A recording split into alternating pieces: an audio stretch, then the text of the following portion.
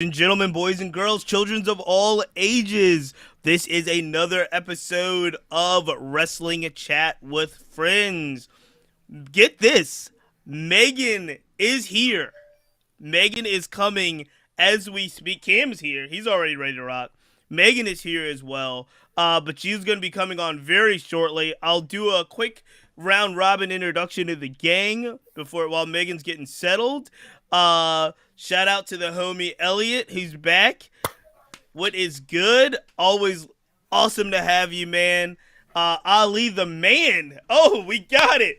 Elliot, did we have a gimmick, Elliot? We had a gimmick. No, we had a gimmick. Did we have like an intro gimmick? Was it the collector? I think he was the collector. For me, it was the collector. It was the collector, and he's already got something. Look at that. Look at that. Elliot the collector's here. Wow. Ali the man is here. I should call Jay the pin. Jay, do you have a wrestling name? I don't actually. Well, we're going to call you Jay the pin because we're going to talk about the article that you wrote in just a little bit. We're very excited. Let me just see. Hold on, ladies and gentlemen. I think our favorite heel and heels is here. Yes, I am. Megan. What's up, family? Cam is yelling Megan Mysterio. I don't know why, but that's what she's yelling. That's He's yelling right now. That's the better name. It's just the better name. Well, look, you have had a lot going on over the last couple of weeks. We had the end of session. We've had you. Congratulations, everybody. Give Megan a round of applause. Getting into law school. No, not law school. My PhD program. I thought it was law school, but it's all the same. She told me law school. I To be did. a I thought doctor, it was not a lawyer. okay. But the University of North Carolina. Congratulations. Where I am right Megan. now. I'm down at UNC for Welcome Weekend. Very exciting. Very exciting. We'll have to save a Welcome Weekend story if there's a good one. There is. There's so many good ones. And so we're just excited. We're excited that we've got everybody here. So we haven't done anything, Megan. I think the thing we're gonna do, if you are so inclined to take over before we get into the meat and potatoes of the show, is the what are you popping for this week? And then what are you popping for this week? That's what we got to know first. You know, that's always our go-to number one move. So, Cheats, let's start with you. No. For? I'll go. You know what? I'm gonna go last. I know I'm gonna go Why? last. I think we should go around, and I think we should start with you, Megan. With me? Only because we haven't seen you in so long, and we're so excited to see you. I am popping for Jeff Hardy not being able to pass the ladder without jumping off of it. I don't know if you guys saw him last night, but it was like full old school Hardy. Not only climbed the ladder, but then like went onto like the little like piece of the roof and jumped off of it, and I lost all of the mind I had left at that point in the evening. My 8-year-old squealed. It was like definitely like an old school Hardy like move. And I was a little worried, I'm not gonna lie, last week when I saw his his little flippy thing that he did, his head didn't get full rotation. Dang. And so I was a little worried. I was like, is he rusty? Is he not ready? But last night put all those fears to bed, baby, and I'm back on the Jeff Hardy train fully and comfortably. And I'm really excited about Matt and Jeff ending their career together at AEW. That's my thing. That's what I'm popping for. Awesome. Elliot the Collector. What are you popping for this week? Heels, this is the first time you and I have actually been on together. Good to see you. Thank you. No, I named you the first time. But you jumped off for like 5 minutes later. Because my boss like came back and was like, tell me about what happened in session today. Well, congratulations. Like, congratulations on session ending. Congratulations on not law school, but you know. Megan and Elliot, I have another announcement. We are getting crowded in the studio. I like it. We got to welcome the homie Doug as well. Hey. We are doing it big this time in the sense that a lot of folks haven't been on together. Yeah. A lot of these folks haven't been on together. But Doug is one of our favorites. We're going around What are you popping for this week? It's on Elliot the Collector. Okay. Elliot the Collector. I'll be quick because I want to hear everyone else's pops. My pop actually is for YouTube TV, which just recently added the Fight Network and the TNA Wrestling Channel to their sports lineup. And I have a lot of content to catch up on, to reminisce about, to watch. I've been watching a lot of Jeff Hardy versus Kurt Angle. I've been watching a lot of Jeff Jarrett versus Kevin Nash. And the Fight Network shows a lot of New Japan. It shows Ring of Honor. It shows OVW. So yeah, like YouTube just really multiplied my content availability for wrestling. So that's what I'm popping about this week. Thank you, YouTube TV. Absolutely. And before we leave, make sure you fill in for Ty and recommend a match or two for us to take a look at. I sure will. All right. I can't see the full circle. It's gonna be. It's on Ali the Man. Ali the Man. What are you popping for this week? I am popping majorly for John Moxley and Bryan Danielson and William Regal. That was, as soon as I saw them together in the ring, I forgot every other stable that ever existed. And this is my favorite thing. And I enjoy wrestling, obviously, but there's always like things that bother me that could be better. And last time we were together, Big Keith Lee's debut, flawless. And this week, every time I see John Moxley and Bryan Danielson together, every moment of what they do, including Regal's commentary, including their entrances, is flawless. It's amazing, and I love it. And they have a name. Blackpool Combat Club now, right? There it is, Blackpool Combat Club. That's Great the name. Great name. It's pretty badass. Okay, It's who's on next? It's on Jay the Pen. Jay the Pen. What are you popping for this week? I would say seeing where Jade Cargill goes next with her next matchup, and just trying to see if they're going to keep a potential new babyface as a surprise, or randomly decide to do a heel versus heel like situation, because she is a great character. Her wrestling has gotten better over time, like especially with the technique, and like her charisma is carrying that push with the TBS title for sure. So just to see where it'll go, if it'll end, and if it ends, who ends it. Yeah. So like I'm real excited to see a possible new direction for Jade, because she's been killing it character-wise 1000%, and has a really strong following for a heel character, which is really nice to see. Absolutely. And I mean, as we heard this week, she is nearing, it's her 50th, right? Her 50th win, undefeated win. 30th. Is it 30th? Okay. Oh, I was like, it felt like it was intense to be 50 right away, but it's 30th and she has the big celebration, and it is very carny to come in right at the end of a reign and steal it away. So we'll be interested to see what happens. But Jade is actually probably the first unofficial member of the Blackpool Combat Club, because she's been training with Daniel Bryan for the last few months, and it is very obvious, not only in her mic work, but her ring work is really showing a lot of growth. I was not a Jade believer at first, but she has won me over for sure. All right, Cheats, who do we have next? Doug. Always. I think Doug has to have a gimmick too. Doug, what's your WCWF gimmick? Just Doug. That's it. Just Doug. He's What's up, homie? Call him just Gimmick Doug. incoming. Welcome back, homie. Yep, good to be back. There's a bunch of stuff. I mean, Ollie kind of hit it on the nail with the Blackpool Comic Club is really cool. I mean, especially if they get Wheeler Yuta to join, that'd be amazing.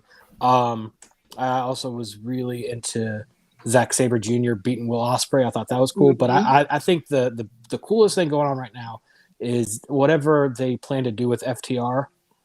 Just because they've been kind of underutilized since they, after they lost to the Bucks, they've been kind of here and there. They've had some good matches, don't get me wrong, but they've just been kind of underutilized. And I don't think we've ever really seen them as a good babyface team.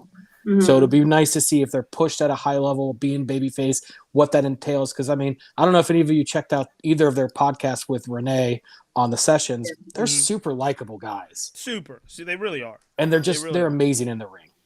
And so let me ask, because that's an important, does FTR versus the Briscoes at Ring of Honor, does that do anything for them? In regards to, I know it's going to be a great match. It's going to be a phenomenal match. But in regards to like what you're saying, like establishing like a future direction for that tag team, I don't think so. Just because I think it's going to be in like a Ring of Honor pocket. But I could see a way where they work it where they're not necessarily heels. I mean, maybe they're not true baby faces because it's hard to be babyface against the Briscoes in Ring of Honor. But it also looks like Briscoes aren't coming into AEW. So I think that match is just going to be like probably just a dream match that happens and then be separate from whatever's going on with FTR and AEW. Will it be a way for our Ring of Honor to be incorporated into AEW if FTR brings the belts there? Yeah, I think it's likely that they beat the Briscoes. Highly likely. Highly likely. Yeah. And Tony has already said that he's interested in doing an ROH weekly TV product. And he's also said that he's not interested in working with the Briscoes long term, that he kept them on the card because they were already booked.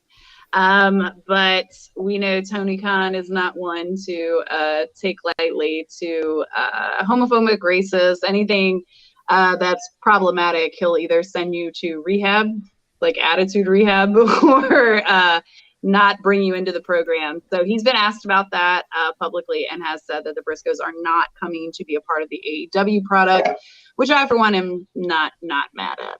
So we'll see this match in ROH going about our business. It's not personally, I'd love to see him there, but I get it. And from what people have said, it's not even Tony Khan. It's just like Warner Media executives that aren't comfortable with a possible backlash. And I get it. It's just the way that and the things that he said in 2011 or 2012, they were pretty bad.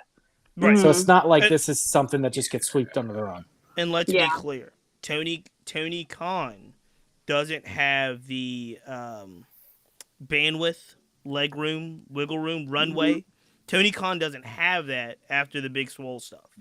So No, you're right. He doesn't have the, that kind of credibility, cachet, or capital for him to even take on, the Briscoes after an apology. He just doesn't have it. And so it was very illuminating for me this week when it was like, oh yeah, Briscoes aren't coming to AEW, because everybody thought it was going to be FTR Briscoes in AEW. I thought so leading up to it. Yeah. And it turned into, we're never taking the Briscoes, and you know why? Yeah. So I'm going to. It's on you. I'm going to close it out, even though I think Ali and quite a few others took mine. So I'm going to change from Blackpool Combat Club, but that's by far my favorite thing this week, because when it came together, obviously when it started coming together, then the match of the pay-per-view and Regal comes out, but I still didn't know what it could possibly look like. And as everyone alluded to, it looks like they're going to start collecting young talent and making them tough. And they mentioned Lee Moriarty in the past. Now it's Wheeler Yuta. They wrestle. I really thought after the match with the Hollywood Blondes, I thought they were going to be on the list. You know what I mean? Just trying to figure out. I thought Julia was going to come, because if you guys noticed, she was like head down, very solemn the entire time. So when they were like, when Moxley was giving his speech, I was waiting for Julia to pop up and be like, "That's me." I think Julia's going to House of Black. Yeah, House of Black. It's been teased that way, but I would have liked to have seen that also. And it's definitely maybe it'll be a storyline down the line, because I'd love to see Blackpool and House of Black go right at it. And it's definitely a work, right? I mean, it's definitely a work. Yeah, it's a work. Didn't they put like a Mick Foley? Did anybody see this on social where it was like Mick Foley was kind of doing the same thing, and they put Julia beside her in a frame to frame? It's an interesting thing. So I'll finish up by saying, instead of picking Blackpool Combat Club, I'm going to pick Jericho Appreciation Club. No. Well, you I don't like think- the new 3.0? I think. I love the original 2.0. I wanted a taste, Well, and no, now that's the I'm thing. less hungry. No, I don't. I don't. Here's the thing. At this point, I'm glad the Inner Circle is disbanded. Sammy, LAX, those guys, they don't need Jericho Nope. to Yeah. to put him over per se. Daniel Garcia is a heck of a talent. Oh, would so not good. I don't think he gets over though without something like this.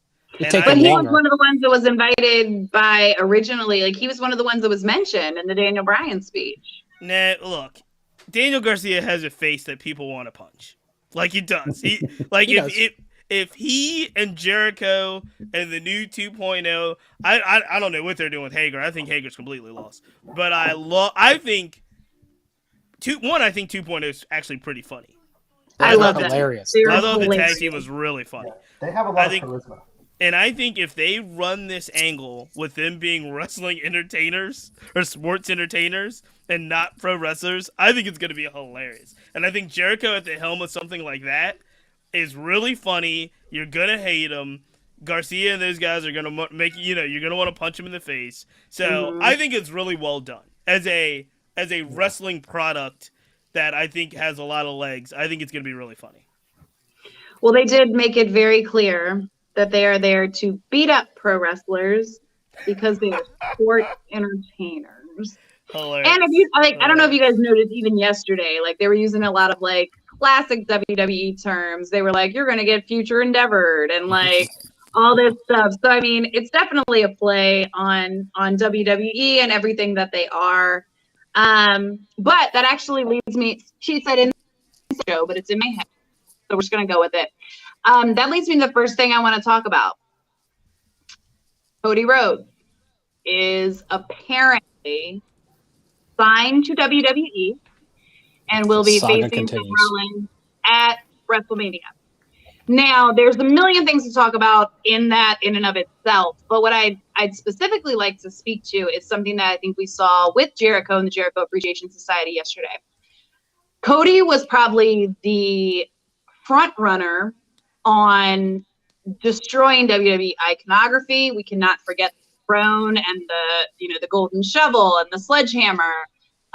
He was always the one to come out and say, we left this toxic environment and now we have this new thing that we're building together and it's a revolution. What credibility is lost for what AEW is with him leaving, or is it all on Cody? Like, or do we just like Cody's a carny and he doesn't mean what he says? Or is there a piece? Did he carry a piece of AEW's legitimacy with him? And does that diminish with him leaving the product? Thoughts? Go. I got a thought. I want to say something real quick, then I'll let everyone else talk. Okay. I think it's TBD, yet to be. I'm curious. Here's what it'll depend on: how much shit will Vince make him eat? Mm-hmm. I think that's going to drive this. If there's an interesting storyline to come with it, that is sort of like that does have the AEW smell to it, that could be interesting. I mean, Vince doesn't want to give that company any more credibility, but he has to recognize that Cody's coming in from all that. This is all how Cody reacts, how Cody looks on TV, how much of an impact he makes will purely depend, I think, on just how vindictive Vince wants to be. Yeah. Well, here's the thing about making him eat shit, though. You can only do but so much before sending a message to the AEW locker room as to don't come in. Whereas if they push Cody appropriately or to the moon even, then next year, the year after that, when people like MJF, people like Wardlow, people like Ethan Page, who apparently has interest from WWE, when he their just contracts re-signed, though. Ethan Page re-signed for a year yesterday. though, just for a year. Mhm. But when all Yeah. those contracts come up, they can look and see what Cody's been used as. Mhm. If Vince is going to just bury this guy just to prove that his product's better, who's from AEW is going to want to jump? But if Cody is a champion, or if Cody's booked very strongly, akin to like a Seth Rollins role, then yeah, that's very attractive for other people. One thing about the Cody, a bunch of things about the Codys. One, I think money. I don't think money has anything to do with this at all. I think people really forget the fact that Tony Khan had an option on Cody Rhodes that he had the option to pick up. It wasn't Cody's option. It was Tony Khan's option. So for Tony Khan to not pick up that option, it wasn't about money. It was about something that Cody wanted to do, or some interpersonal relationship. I don't think money has anything to do with this, but I do think when you're asking, does Cody lose credibility for this? Is he a carny? Cody has a lot of ideas about professional wrestling. I think he just throws a lot of stuff against the wall sometimes. A lot of it does stick, so he's a great performer. But I mean, in the Young Bucks book, when they talk about forming AEW, they specifically mentioned how mercurial Cody was and how every day he would go back and forth of, I'm going to stay with Ring of Honor. Well, I think I might go back to WWE. Oh, I'm good. We can start this new company. And every day it was something different. And it was hard for them to wrap their heads around that without having a commitment from him. So I think, fast forward 3 years, this is just the same Cody Rhodes. So I don't think anything's changed. If anything that's changed is the fact that Cody has less booking power than ever, and a lot of his ideas have recently fallen flat. Absolutely. I mean, I think like there is the back end, right? So for like smarks that are like, we're like deep in it, Doug, I know you and me, we're in the dirt sheets all the time. Like we're reading stuff. Like there's that end of it, right? Where like there was some initial hesitancy. There's been rumors of just like, hard feelings behind not being as involved as an EVP as he thought he would, or as he was at the beginning. But just on like a viewership lane, right? Like as recently as the week before he left AEW, he was on Unrestricted and saying like, this is where I want to retire. I never want to go back. This company they took his name, bro. Like they took his name, literally took his name. And he's like, Dusty better carry the roads for me until the end of his career. Because if not, like, I'm very disappointed. I'm very disappointed. And I feel like the American Dream might be a little disappointed too. But at the end of the day, he was the carniest of all the carnies. So he might just be like, okay, son, ride it out. But I do think for the casual viewer, it was a huge shock, just because even up to a week before he was on Unrestricted and was talking about the like outreach stuff that they do, and literally said, this is where I want to retire. So I think a lot of people are viewing it as very disingenuous, and I don't know if he's going to get over with WWE just because he's a post AEW guy. But last I recall, when he was in WWE, they did not treat him all that well anyway. So think about that. Think about that Monday. Think about that Monday after WrestleMania, whether he, I guess, maybe defeats Seth Rollins. Think about that Stardust chant he's going to hear from that crowd. Oh. He should just come out as Stardust. That'd be great. Right? He should. Get ahead of it. I think the interesting thing. Go ahead, Ali. Go ahead.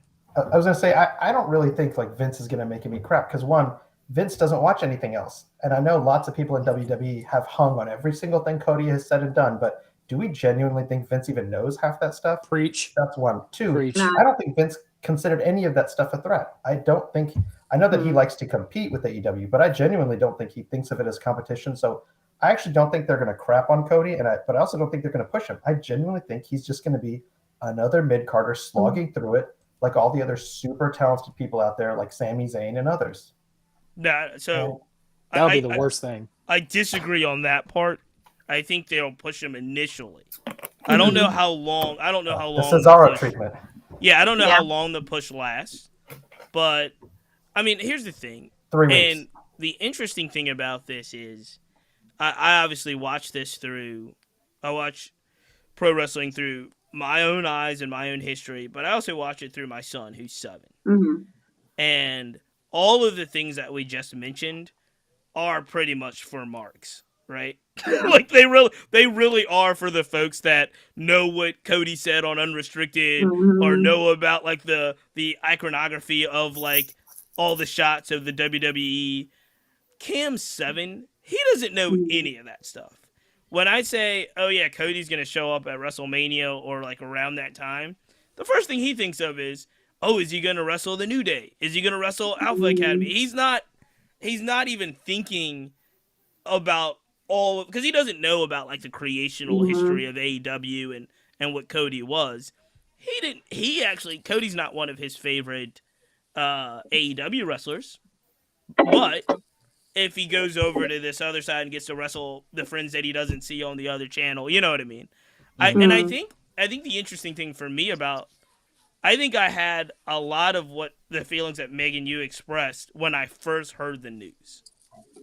Now that it's been several weeks going on, months going on the road to WrestleMania, and it was the whole will he, won't he, he's not, no plans, he's not signed, he is signed. Now I'm just like, all right, man, just figure it out. If you show up at WrestleMania, you fight Seth Rollins, that's great. Like, it's fine. Right. I think there's an interesting angle though for the AEW folks that we haven't really fully discussed, in the sense that you guys are, if you're sports fans, you've heard the adage that it's not a rivalry until both teams win. Right? It's not an adage until they've actually had some battles and they got some back and forth. A long time ago, when we were talking about AEW versus WWE and all the WWE folks coming over and showing up on AEW, and they were like, is this really a war? Is this a war? It's not a war until somebody from AEW shows up on WWE television and gets a push and makes it happen. So there's this weird thing that if Cody comes over, if Cody's treated in a way that other MJFs of the world, or Ethan Pages of the world, or Darby Allins of the world, the folks that are young enough, looks and says, hey, that's the biggest wrestling company in the world, and they're not having this grudge over our guys. And I know most of the guys over there anyway, because we've worked together at some point, right? If that happens, it actually might give some legitimacy that AEW doesn't even know that they even want or have. Because like, I love AEW, I love it, but you also get caught up in this AEW bubble, of which it's the anti WWE, right? But what we've got to understand is that WWE is still the biggest wrestling company in the world. They pay the most. They pay the biggest contracts. They give you the most exposure, right? So it's one of those things where this might not be a bad thing. It's interesting that it's Cody. Oh no. It's interesting that it's Cody, but it might not be a bad thing. Hey, Cheats, I got a question for you. Yeah. I don't want to hijack, but you brought up No, Doug. This is the show, man. Well, this is specifically for you, because you mentioned this too. You mentioned about your little man not really caring about the minutia of Cody, more just being like, oh, is Cody going to fight the New Day? What's he going to do? How does it on the flip side though? Like when somebody like a Keith Lee or Swerve disappears from WWE television and then a couple months later pops up on AEW, are there questions for that from him, or is he just excited? No, at this point he gets it. He's 7, so he understands that they're two different companies, and we have a WWE, we have an AEW ring, and we have a Raw ring, and he has his own, and he's almost like fantasy booking, right? In many ways when he's wrestling with his wrestling band, so he understands that people go back and forth. He the stuff that he asked, and I know we got to move on. The stuff that he asked is about like the names. Why is Bryan Danielson now Daniel Bryan, or vice versa? Oh, that's interesting. Actually, why can't we use this name in this league? And the interesting thing this week was like, how can some people keep their names? Like, how come, Keith Lee is Keith Lee? And I was like, well, that's his name. You know what I mean? So those are some of the cool things that capitalism. He's getting an intro lesson into copyright and trademark law. That's good. Intellectual property. But it's an interesting thing to watch it side by side with him, mostly in the mornings following, because it runs too late. But yeah, he knows big moments. CM Punk is he's a big CM Punk guy, so he asked, how come CM Punk is CM Punk everywhere? How come the Hardys get to keep their music? There's just cool stuff like that. So, gotcha. Hey, Megan, let me do this, because I know Jay is on a clock, and I wanted Jay recently released one, I think, a very, very cool article A very about, good article. Let's talk about it. about the intersection of hip hop and professional wrestling. Jay, talk to me about this piece. Talk to us about this piece. Everybody Make him jump in. center screen. No. Like that, like that is fine. Like the screen can stay the way it is. Center screen. Pretty much the way I went about the article, because I'm always writing like I'm writing on a consistent level for a variety of platforms. So I'm just like, okay, I hadn't had too much fun with editorials in a minute. Let me think about this. And for some reason, I'm like, okay, this thing happened with John Cena selling a platinum album. And then I had a weird thought, like, wait, like, why was Fred Durst in every wrestling video game at some point in time? From like 2000 through like 2003, this man was everywhere. How did that happen? So just those random ideas, I'm like, oh, I should make a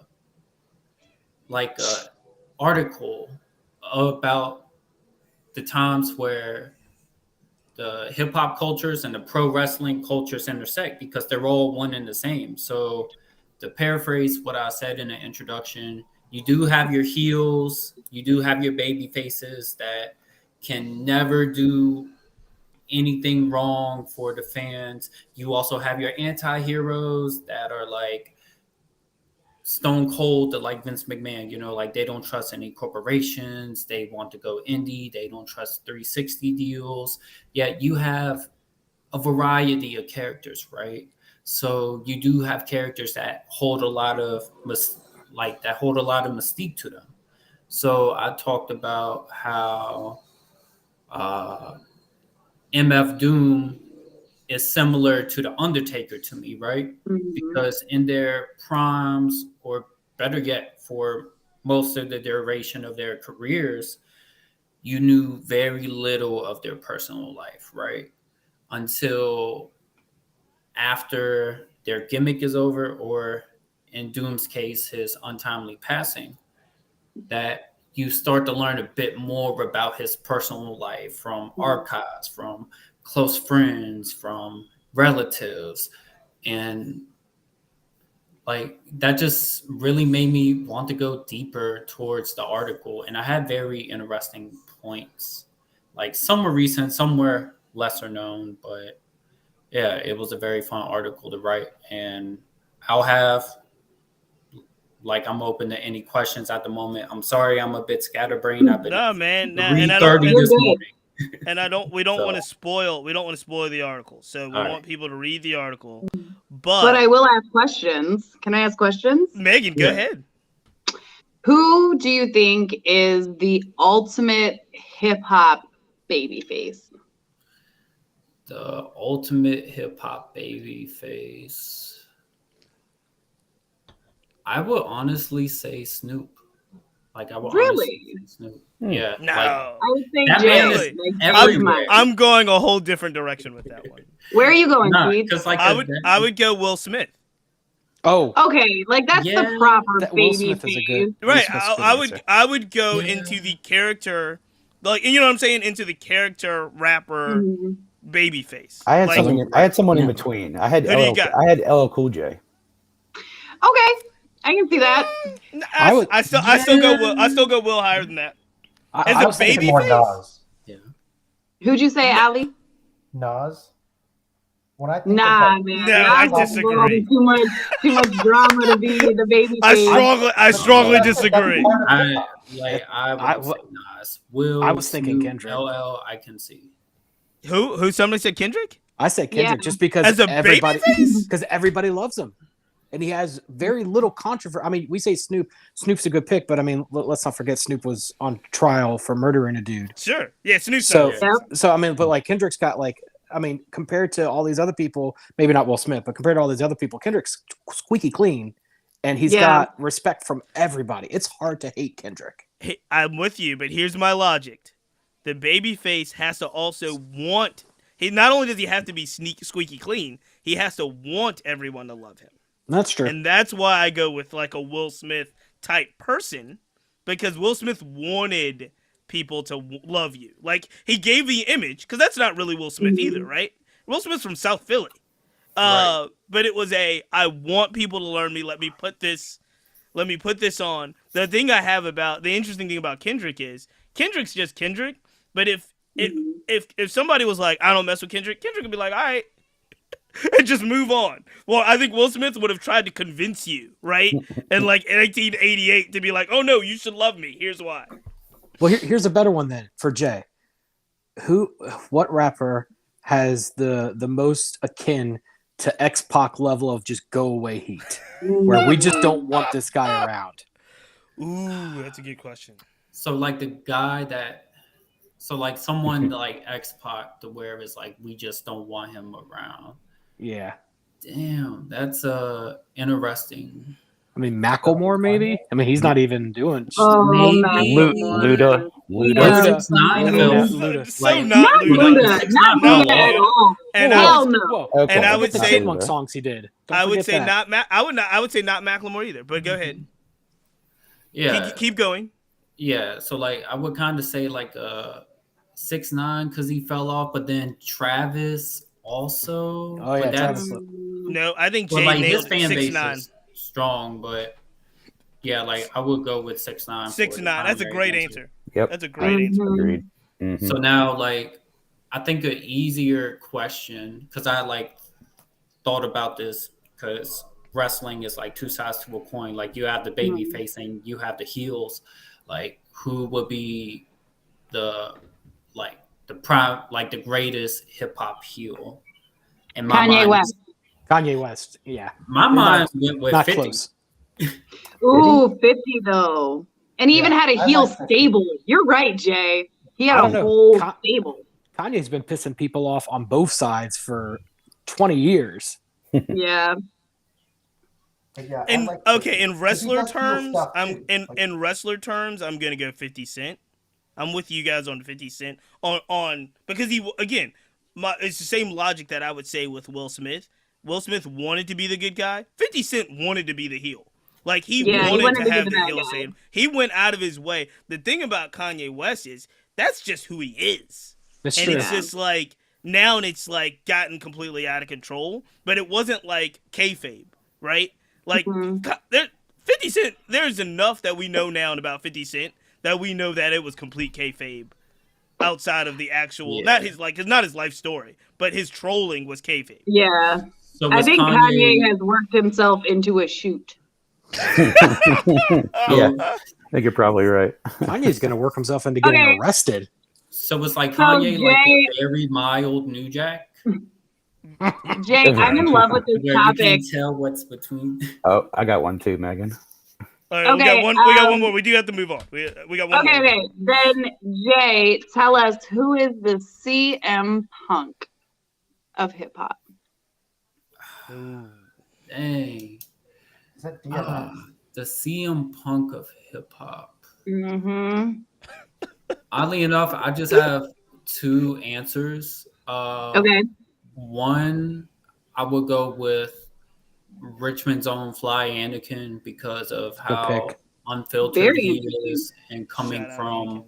like the capital of the Commonwealth and hustling for all of these years and still carrying that genuinity. Like, look, this is what it is. This is what I do. This is who I am. I'm not changing it for anybody. And yeah, like the other answer I had wasn't as good of an answer as the Fly Anakin one. So I'm going to just say Fly. I've got a good one. I think I've got a good one. If you say the one I'm going to say, you're the best. Mine is gonna be no. I don't think anyone's gonna come up with this one, but I think it's gonna be Kid Cudi. Ooh, that's a good one. Really? Only because one, Kid Cudi took about 7 years off, Yeah. and people still love Cudi from his first line of work, and then Cudi came back Agreed. after several years off, and the fans still love him, but it's just not the same. So it's getting back to the same, but I think that Man on the Moon 1 is like CM Punk and Ring of Honor type wave. And then, you know what I mean? He goes away, gets the big push after Man on the Moon 1, gets the big push, gets a big WWE, wins some championships. Kid Cudi was all over the place. Had some big shows, hits, everything. Then That's a great metaphor. Then he goes away for years. Battles with his own demons. Now he's kind of resurfacing back. Kid Cudi's my answer. I was I'm going to gonna go Pusha T. You said Pusha T? Pusha T. Ooh. That man That's destroys people with a microphone, just like my man CM Punk. I'm going to have to go Young Hope of the God. I think Jay-Z, we had the Black Album, we had the retirement, he came back. I will say we have his current breadth of work that we had the Kanye run that wasn't great. I'm not going to lie. I'm not watching The Throne. But he is finally, I mean, what he did with, come on, son. It was an amazing album. Does this make AJ Beyonce? Ooh, I like it. Yeah. That's hilarious. He does have a really nice bum. Cheats, I know we got to move on, but let me ask Jay one quick thing. Okay. What was the, and we'll use this as the example as far as a seminal moment. What was the Hogan slams Andre moment in hip hop? Oh, that's a great question. The 95 Source Awards with Outkast and South Biggie and South Andre. has something to say. That was like the first thing. Yeah, like that was it. No, go ahead, Jay. I'm sorry. Oh yeah, like that was really the first thing that came to mind, and that was like, okay, we get that the West Coast rap is here, like it's prominent, like in its era, but the South is going to turn a new chapter, and that happened a few years later as we got into the 2000s and late 90s. But yeah. Like I was that the same year? Was that the same year Suge came out and was like, "If you want the producer not dancing in your videos, rapping in your videos"? Yes, I feel like that was the same Source Award. It was the exact same Source Awards. That was. Yeah, I have it on DVD. The whole time. It was a seminal moment in hip hop history. But I think Jay, you nailed it because when you're looking at a moment that changes the profession forever, if that was the WrestleMania where Hogan slams Andre and it's like Hulkamania's taken off, that Outkast moment actually charted a course. If you look at where hip hop is today, Atlanta and those guys, it's not East Coast, West Coast, it's not New York, it's not LA as much. That run that Atlanta and the South had, led by Outkast leading the way, has changed the course of hip hop. If you're paying attention, hip hop is a lot like wrestling. So there's purists that are going to say, "Oh no, I don't even listen to that." The world listens to the South. Like Atlanta runs a lot of this stuff, and it was those moments when Outkast really changed the way and paved the way for a lot of folks. So I think it's a great answer. Indeed. Okay, Chief, really quick. You said Jay has to go, and we always put our friends over. So Jay, before you have to be out with us this evening, where can people read the article? Where can they follow you? Where can they get their hot takes from Jay? So all of my social media is Justin His Prime. I mostly write for the Music Shop, but it's the MSQ on all social media. If you go to themsqshop.com, you can actually find the wrestling hip hop article underneath the editorials. And Cheats, later on, like I have something to tell you, like after the podcast. I can't say it now. It's wrestling related, but I cannot say it in public yet. I'm excited. I have to let you know about that. But thank you all for having me. I'm gonna try to get some rest. I drove from like VA to the tri-state area, so like Jersey, New York, and Connecticut had a crazy day. Thank you all for having me on. I hope to see you soon. Yeah, be well, Jay. Thank See you you for All soon. the right, Jay. time. See you, man. Appreciate you, bro. Talk to you soon. See. Megan, we are Okay. back. We are back. And there's something very special and near and dear to my heart. I am not a WWE lady at all, but there is one stable at WWE that will forever and ever and ever belong inside of my heart, and that is the New Day. Let's talk Big E. Mm. Neck fracture, C7. Was it C7 or C8? Does anybody know? I don't.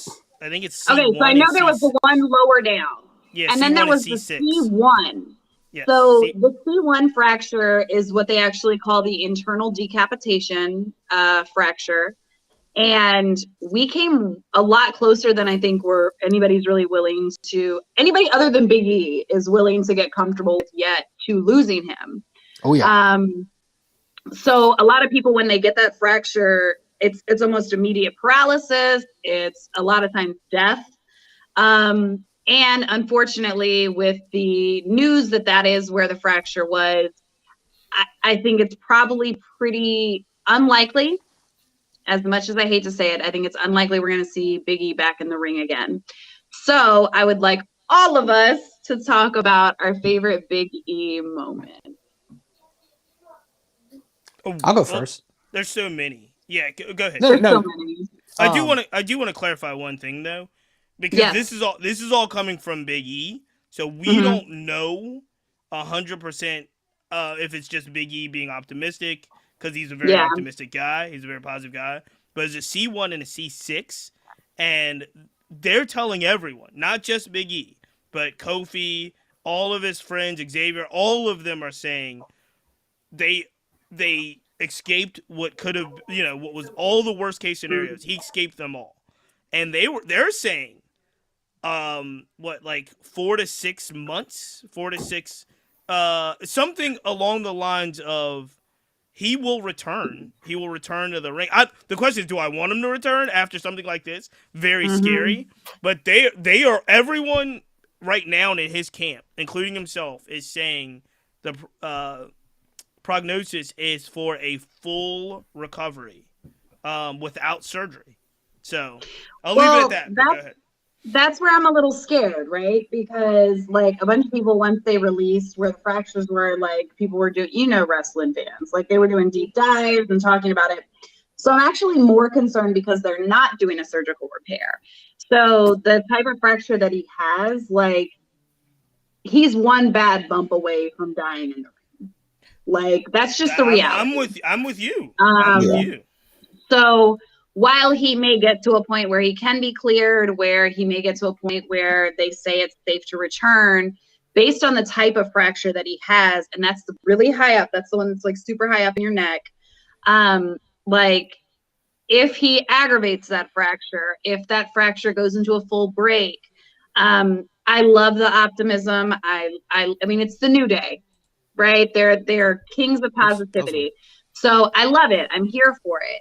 I think the reality of the situation is, and I'm not a doctor, I haven't seen the scans and shit, but like the reality of the situation is the type of injury that he has is one that athletes just don't come back from.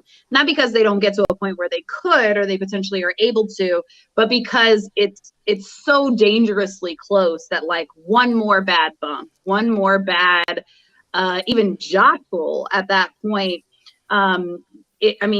instant death, instant paralysis. So yes, we are praying and hoping that Big E comes back. We love him. He's way too young in his career to be hanging up his boots. But based on the nature of the injury, I love him enough to say that I hope he doesn't come back. I'm with you right there, Megan. It is nothing more. I'd love to see them get back in the ring and do what he wants to do and do what he loves. But I actually just don't want him to, because if he truly fractured his neck like that, I love him more if he doesn't come back. I hope he deserves to be employed as an ambassador for WWE for 30 more years, go into the Hall of Fame. He just doesn't need to do it in the ring anymore. And I hate to say that, but just don't. Just not worth it. Absolutely. All right, so we're gonna be more positive because I mean, it's it's a shitty Favorite subject. Biggie The dude is moments. young. He's way too young to be having to hang it up. But let's take a moment. Let's take a page out of the New Day's playbook and take a moment of the power of positivity. And let's talk about our favorite Biggie moments because there are really genuinely so many. Ali, like what for you is like what's your Biggie pop? Like what do you pop for when you think about Biggie? So first, I'll give an out of the ring moment where I loved a couple years ago when he was hitting on Becky Lynch's mom on Twitter on social media, because I think it just persistently encapsulates. too. Like he was really in there. He was like, honestly, it felt very serious. You got to shoot your shot, man. Yeah, and he's so funny. He's so charming, and Mhm. also like he's a beast. Like you forget that this is like a stake of a man, and like I'm also just sad that he is definitely a very decorated wrestler, won a lot of championships, but like he should have been like he has rock levels of charisma. Oh yeah. So yeah, in ring moment. Oh, okay. I'm blanking. One of the earlier Royal Rumbles he was in, and he was like running wild. I forget which one, but yeah. So some of his rumbles are always a lot of fun with, especially with the other New Days, and WWE just doesn't do stables well anymore. And New Day is like magic. It's so Absolutely. much fun. It's awesome. It's almost like too good for WWE. Mm-hmm. Hard agree. All right, Doug, give me your favorite Big E moments. Well, first off, we just got to acknowledge that they did our boy wrong. Big E as champion was money. I just think it was. The title ring. Yeah, they messed it up. Missed opportunity. But let's focus on the positives. I think if you turn the clock back, you go back to 2013. He had just kind of broken away from Dolph Ziggler and AJ Lee, that kind of weird triad stable thing. He was their baby. But he got the Intercontinental title, and he just ran ham. They weren't like 4-star, 5-star matches, but he was having matches on pay-per-views that were just bangers for like 8-10 minutes. They were great. And that's when he really was doing that move. I think that's when he first started like frequently using it, when he died that spear through the ropes and he takes that ugly bump on the outside. I fondly remember it was like he held the title for like 200 days. It was like middle of 2013 into the beginning of 2014. And he just, every match, he was just giving his all. And it was amazing to see. He was on the rise. And even then, like this dude could very well be a deserving champion back then. It just took too long to get there. Absolutely. And we're not going to go negative, but he was probably, I don't have the stats, but I know they said like in the last 10 years, he was one of the only champions to have all losses in his championship career. They did not let him go over one as champion, and then they took even Rey Mysterio got a win. Right. Mm-hmm. So they did our boy Big E wrong, but we love him and we're here for him. I was gonna say, don't give Megan any more WWE fire. Reasons. Look, pre-Big E breaking his neck, I was having a huge, I was pissed about this then. And for the record, Brock Lesnar has taken the belt off of every black champion that has existed. So if we want to talk WWE trash, we can, but that's for another day. We're going to stay in our Big E happiness zone. Big E happiness zone. So give me the pancakes, Cheats. What's your favorite? No, I was just saying, outside of the ring, it's got to be big meaty men slapping meat. Because, I mean, everybody knows that from when I guess they were talking dream matches. And they just started cracking up. It was just one of the more genuine moments that people have. And it's viral for a reason. But, Big E just loses it because his dream match would be Goldberg. And he was like, give me big meaty men, slapping meat. That's and the everybody, only Goldberg match we want. It was hilarious. Everybody just lost it, and it was just a genuine moment between him, Xavier, and Kofi, and they just were cracking each other up, which they do every day, all day. But it was like the fact that you were able to see that on camera in the way that they did it was just hilarious. In the ring, I'm gonna be a recency bias cheats and say when he did cash in the Money in the Bank and took the title, Great moment. and he's got that picture of him, cradling, crying in the ring, double knees. Their New Day comes out and they're so like proud of him. Like, yeah, man, him winning the belt, him going over and having the crowd go over with him to get the belt because that's all the crowd wanted at the time. They popped so hard for it. That outside of the title reign, him winning the title is my in ring moment. Elliot the Collector, what is your favorite moment of Big? Oh man, like that. I thought Cheats just made me think about it. When he won his title, was very similar to when Kofi won his title. I think the universe sees that those two are forever intertwined, and I think that's real. That really shows in the genuine, heartfelt reactions. Were very, very similar when they both won their titles, for lots of reasons. His in-ring work early in his career, even when he was, a henchman for Dolph Ziggler, like when he was Big E Langston, like I definitely thought like this is maybe the next monster to like so come good. out. Yeah, and he was like kind of wasn't he like in the same time around like with Ryback, you could tell God he is 1,000 times more talented than Ryback. And Ryback was getting the rub at that point. But Big E was there, but he was one of the first victims of like the last name dropping too. Early on, or the first or last names. Big E Langston, when he came out, I guess either NXT was early in inception, or maybe it was OVW, whatever it was. I thought the sky was the limit, and he got a little. He was held back for a while, but when he joined the New Day, when he got his opportunity, he made the most of every opportunity and stole hearts and warmed hearts, and he's an icon forever. Absolutely. I'm also gonna go back to when our boy still had his last name. So out of the ring, crazy like Mark mom story. Our youngest son is named Langston, and he loved Biggie Langston because they had the same name. And so we took the kids it was Ashley Furniture was where Biggie was doing a signing, right? And I had like a big like mom like diaper bag over my shoulder because Langston was still really little, and we had just met him. And like the kids were like, Biggie Langston. And I turned around and I knocked like an $80 lamp off with my bag. And I'm like a young mom, and I'm like, how am I going to pay for this $80 lamp? And Biggie Langston was like, I got it. And he was like, I'll take care of it. And like paid for the lamp I broke. So I love Biggie Langston for the rest of my life. I love him so much that I did watch when he became champion.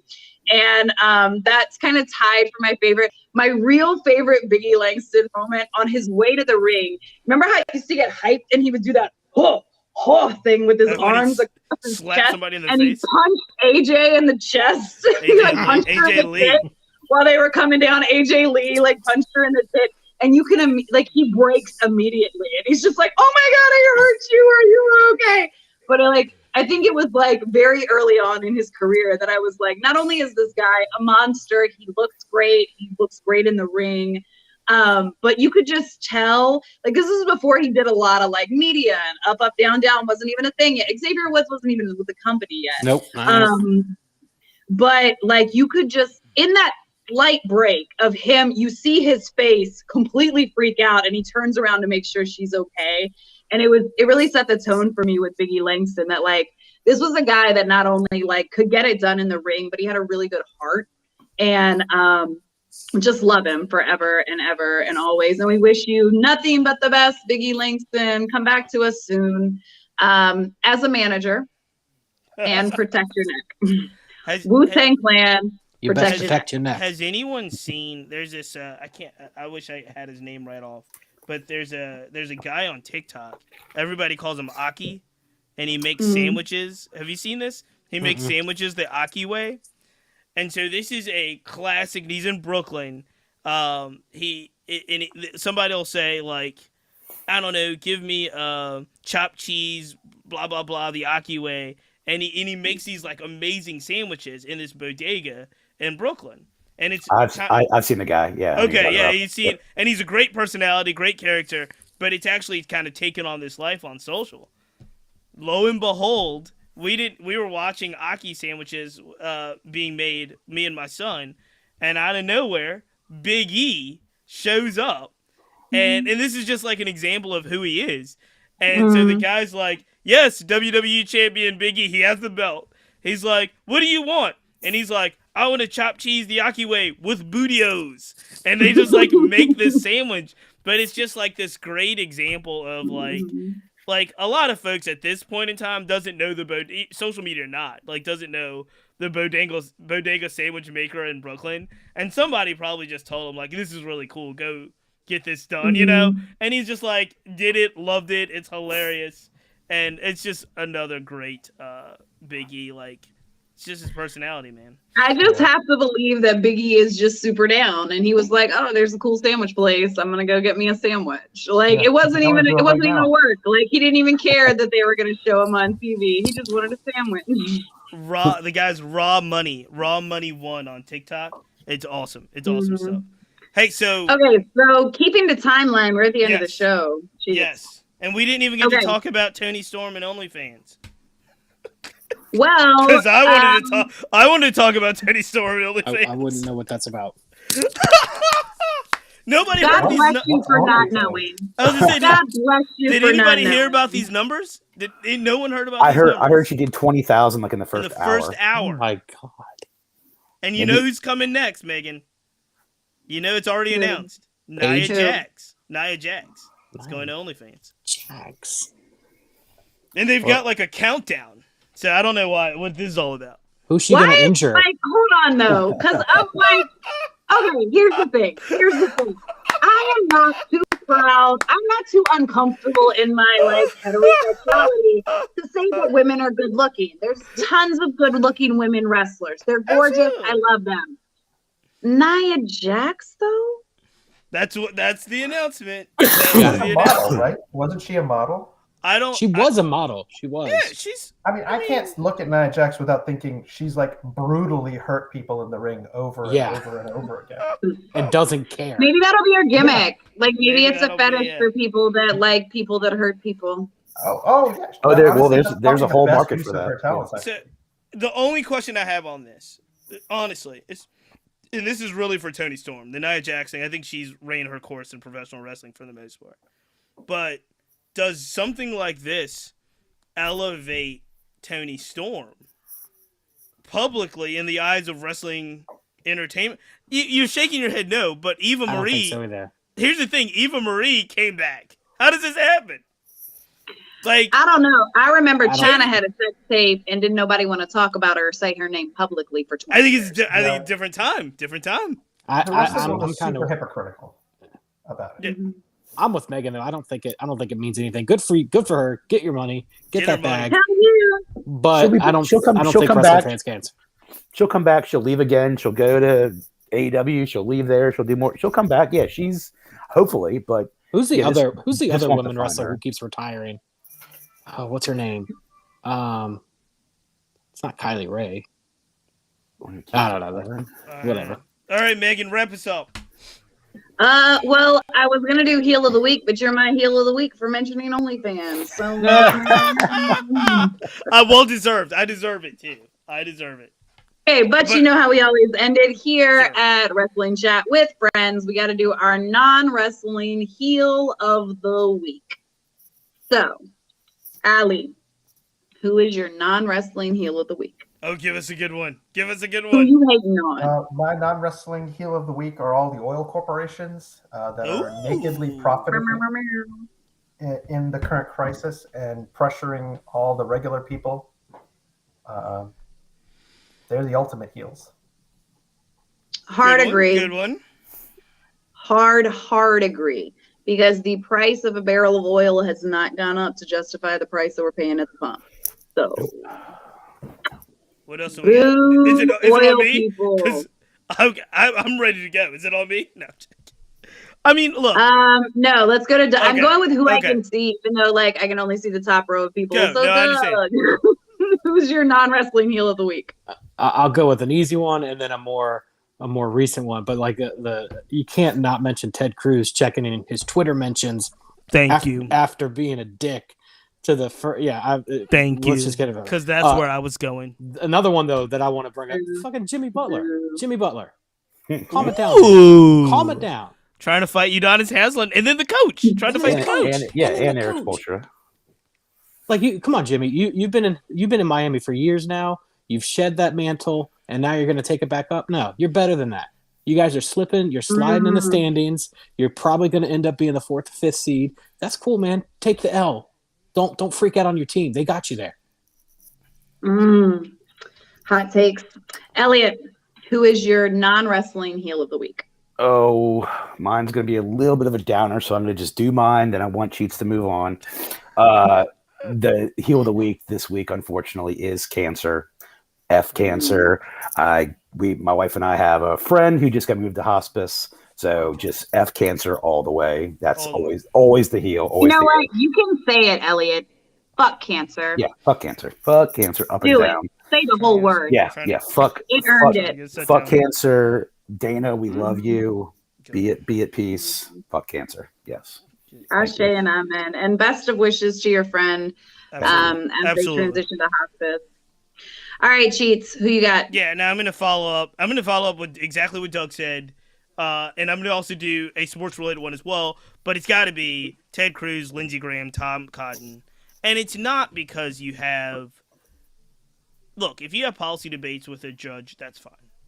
Make your arguments about your policy debates. That's fine. If you say you disagree with a policy debate when we're talking about a Supreme Court nominee, that's fine. We know the United States Senate is 50-50 right now, and we know where the votes are going to go. We knew for the last 3 nominations, no matter whatever side you were on, that it was going to be 52-47 or 48. We knew that because we know how the votes happen. However, do not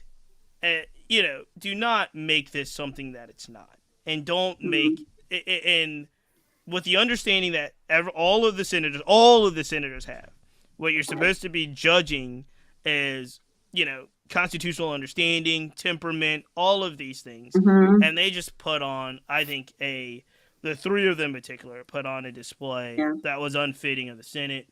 And it was really disappointing to see because of the way that they targeted their questions.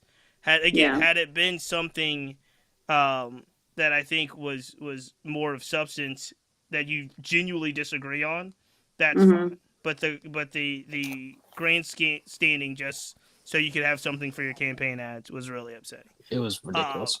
The other thing, Doug, that you mentioned the Heat, I'm going to mention another one that I think it has a huge impact on the world of basketball, and it doesn't matter about technically what side you're on this, because my argument is with the mayor of New York, and my argument's not necessarily because they're letting home athletes play. So today, Kyrie Irving moving forward, from what I understand, Mayor Adams in New York City signed an exemption for athletes. That's it. That's athletes and performers. That's it. He caved. Athletes and performers. That's it, though. And here's the thing. I'm with everyone that says the rules are unfair if an away player can play. Like, everybody shouldn't play. You know what I mean? If that's what you believe and that's what the case is.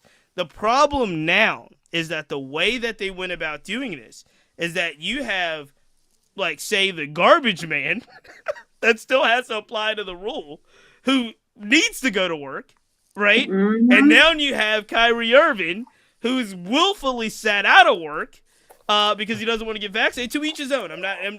But make the rule if you're trying to correct what you think is a imbalance on the performance field, right? You should also try to make it as fair as possible for the average citizen. And this actual sports performance exemption leaves a lot of people in the same place they were yesterday, yet everything's okay because the Yankees can take the field and the Mets can take the field and Kyrie Irving can take the court.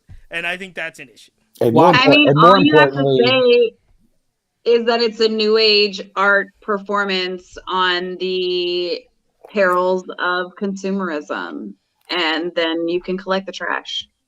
Here's all I'm gonna say. If you go back to the fall and look at Kyrie Irving's statements, he consistently said, "I am not anti or pro-vaccine. I am anti-mandate. The mandate is still in effect for other people, like Cheat said. So if Kyrie Irving is a man of his word and a man of principle, then he should not be playing." Well, we'll see how that Well, goes. we know that's not the case. Right. we know how that's not the we case. know how that's gonna go. But good Look, point. I'm a Doug. Celtics fan. That's a good I'm a Okay. Celtics fan. He burned us. So we're going to wrap it up with mine. And it is the Yes. first time ever that my non-wrestling heel of the week is about football. Well, it's Ooh. football adjacent, I guess. Okay. My heel of the week is Tom Brady's family, because he said he was retiring to spend more time with his family, and then he spent like 2 weeks with his family, and now he's like, I'm going to play more That's it. You football. guys suck. And I just You didn't want guys to are- hear anything about him. So I was hoping that I his like family would be of higher quality and he Nope. would enjoy it. My man was I like, like it. marriage and kids sucks. Yeah. He's like, Wait he's till like, they get what? older. He's like, what am I doing? This is 2 weeks. What? This is my rest of my life? No He made way. a terrible decision. Yeah. So Tom Brady's family is my heel of the week, because if they'd have sucked less, I wouldn't have to hear about him anymore. And I was really excited about that. That's a Do great we For one. have? myself. Does the collector have a match for us before we really get out of Yes, here? give us a Sure, match. sure. Well, thanks to YouTube TV, I've been watching a lot of TNA lately. Go Mhm. back, whether if you have the TNA wrestling channel or not, or if you have YouTube, go back and watch a lot of those X Division matches in the cages. You know, all from Christopher Daniels, Kazarian, Homicide or Suicide. All the, I mean, some of that athleticism was really is. You don't see that very often. We haven't seen a lot of it since. Some of those matches are great. So any of those TNA pay-per-views in the mid 2000 aughts, watch some X Division matches if you get a chance. And I'll spend this week really deep diving and have a couple of good ones for next week too. That would be amazing. You know, we are always looking forward to our match to watch. And with Ty on hiatus, we're taking those suggestions from anywhere. There's- So come back with something good. You got There's it. no New Japan references. That's what happened. This is what Oh, happens we with didn't Ty. talk about New Japan We- once this we week. didn't Oh, mention- Ty's Oh, gonna oh. hate us. Zack Sabre won. Zack Sabre beat Yeah. Will Oh Ospreay. yeah, It was yeah, great. we did. We had We one did. moment. Doug's here. We need more Doug to let us know about the international game. All right. Absolutely. Well, ladies and gentlemen, boys and girls, you know it's not over here at Wrestling Chat with Friends until the 3 count. So 1, 2, 3. We'll catch you next week. Have a great week. Take care of each other. Take care of yourselves. Peace.